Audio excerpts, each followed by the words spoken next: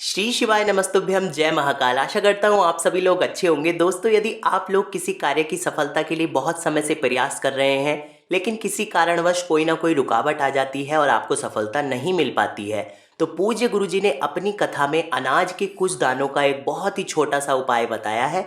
वहीं से सुन करके हम यह उपाय आज आप लोगों के लिए लेकर के आए हैं। सब कुछ बहुत अच्छे से समझाने का प्रयास करूंगा, लेकिन आप लोगों को सबसे पहला काम क्या करना है, वीडियो को लाइक कर दीजिए और मेरी आवाज़ पहली बार सुन रहे हैं तो चैनल को सब्सक्राइब कर दीजिए। तो चलिए सीधे वीडियो के टॉपिक पर आते हैं। इस उपाय को दोस्तों आप लोगों को करना है चतुर्थी के दिन। किसी भी मास की किसी भी पक्ष की चतुर्थी के दिन आप इस उपाय को कर सकते हैं।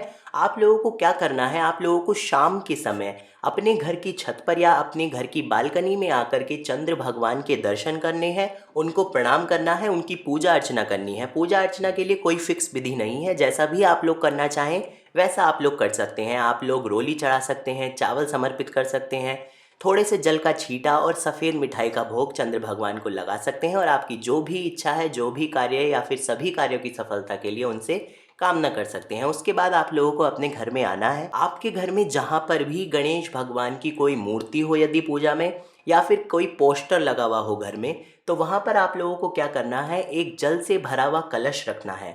लेकिन कलश को रखते हुए यह ध्यान रखना है कि उस कलश को आपको अनाज के कुछ दाने पहले नीचे रख लेने हैं और उन अनाज के दानों के ऊपर आपको उस जल से भरे हुए कलश को रखना है।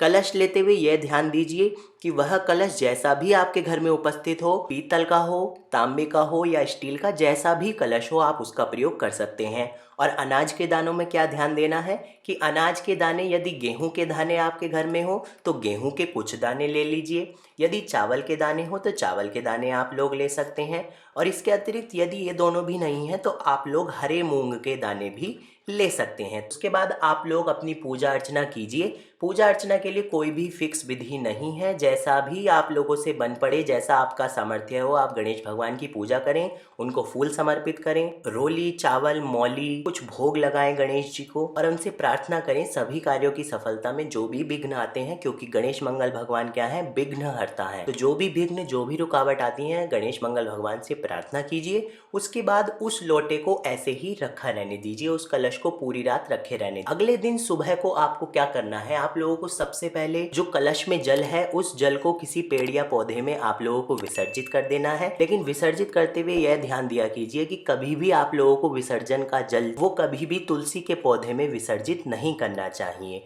बस इस बात का ध्यान रखना है। तुलसी के अतिरिक्त कोई भी पेड़ पौधा हो वहाँ पर आप लोग उस जल को विसर्जित कर दीजिए। और जो अनाज के दाने हैं, उन अनाज के दानों को आप लोग किसी पुड़िया में या फिर किसी पॉलीथीन में आप लोग संभाल करके रख लीजिए। अब उनका प्रयोग कैसे करना है, आपके घर का जब कोई भी सदस्य, जैसे आपके बच्चे हुए, वो किसी एग्ज़ाम के लिए, किसी नौकरी की तैयारी के लिए जा रहे हैं, या फिर किसी इंटरव्यू को देने के लिए जा रहे हैं, या फिर आपके ससुर, आपके पति या फिर आपके भाई या देवर किसी बड़ी डील के लिए, किसी बिजनेस की, किसी व्यापार संबंधित किसी विशेष कार्य के लिए जा रहे हैं, तो आप लोगों को उन दानों में से कुछ दाने उनकी पॉकेट में डाल देने हैं। उसके बाद वो लोग उस कार्य के लिए चले जाएं, जो भी कार्य के लिए गए हैं उसमें सफलता अवश्य ही प्राप्त होगी। अब आप लोगों का प्रश्न होगा कि जो पॉकेट में दाने हैं, घर आने के बाद उनका क्या करना है, तो आप लोगों को वो पॉकेट के दाने निकाल करके किसी पक्षी को खिला देने हैं, या फिर यदि पॉकेट के दाने कहीं गिर गए हैं तब कोई बात नहीं है। लेकिन ध्यान रहे, यह दाने सिर्फ और सिर्फ आपको घर के ही सदस्य को देने हैं, किसी बाहर के सदस्य को